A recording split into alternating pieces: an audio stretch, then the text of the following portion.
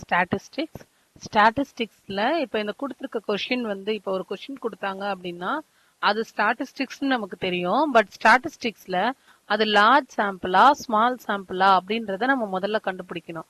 அதுக்கப்புறம் அது லார்ஜ் சாம்பிளா இருந்தா அதுல என்னென்ன டீடைல்ஸ் கொடுத்துருக்காங்க, நம்ம என்ன மெத்தட் யூஸ் பண்ணலாம் அப்படின்னு பார்க்கலாம். ஸ்மால் சாம்பிளா இருந்தா நம்ம டி டெஸ்டா எஃப் டெஸ்டா சை ஸ்கொயரா அப்படின்றத நம்ம செக் பண்ணலாம். இப்போ இங்க வந்து என்ன கொடுத்திருக்காங்க பாருங்க, a sample of 900 members. So 900 members அப்படின்னு சொல்லும்போது இது லார்ஜ் சாம்பிள் கொடுத்திருக்கிறது வந்து லார்ஜ் சாம்பிள்னு தெரியுது. அண்ட் அந்த லார்ஜ் சாம்பிள் இது வந்து ஒரு லார்ஜ் சாம்பிள், அதோட மீன் தான் இங்க கொடுத்திருக்காங்க, அதோட ஸ்டாண்டர்ட் டிவியேஷன். அண்ட் இப்ப இதை நம்ம என்னன்னு எடுத்துக்கணும், இதை எக்ஸ் பார்னு எடுத்துக்கணும். இதை வந்து நம்ம சாரி இந்த 3.4 எக்ஸ் பார்னு எடுத்துப்போம். அண்ட் ஸ்டாண்டர்ட் டிவியேஷனை நம்ம எஸ்ன்னு எடுத்துக்கிறோம். And is the sample from a large population. இப்ப இந்த 900 மெம்பர்ஸ்ன்றது ஒரு லார்ஜ் பாப்புலேஷனோட மீனும் இதுவும் சேமா அப்படின்றதுதான் இங்க கொஸ்டின். ஸோ லார்ஜ் பாப்புலேஷனுக்கும் மீன் கொடுத்துருக்காங்க.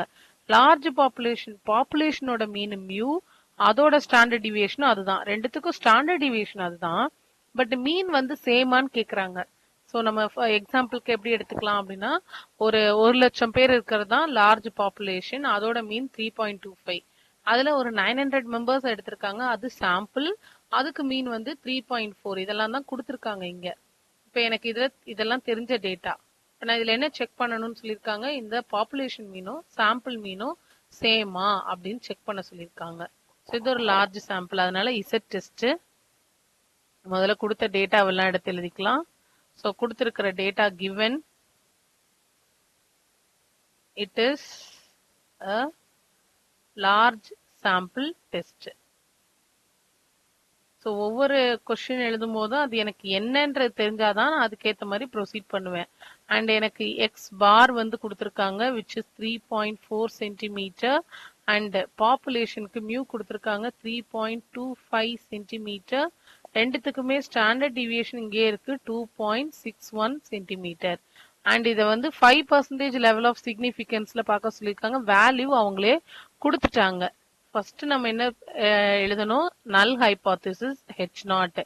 நல் ஹைபோதிசிஸ் என்ன சொல்றாங்க, என்கிட்ட இருக்கிற ஃபுல் பாப்புலேஷனோட மீனும் சாம்பிள் மீனும் சேமா அப்படின்றது தான் என்னோட கொஸ்டின்.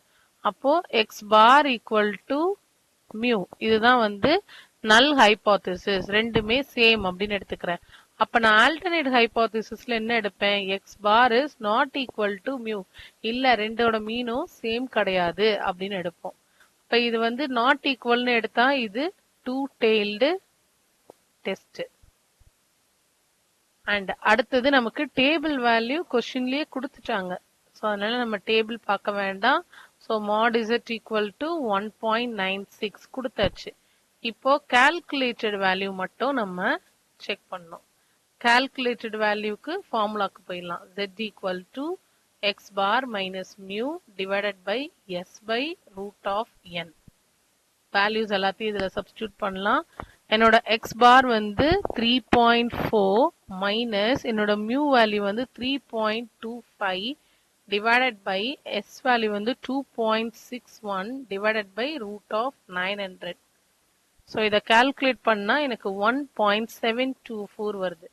இப்ப நம்ம கால்குலேட் பண்ண value, calculated value is less than table value. Less than table value இருந்தா H0 is accepted.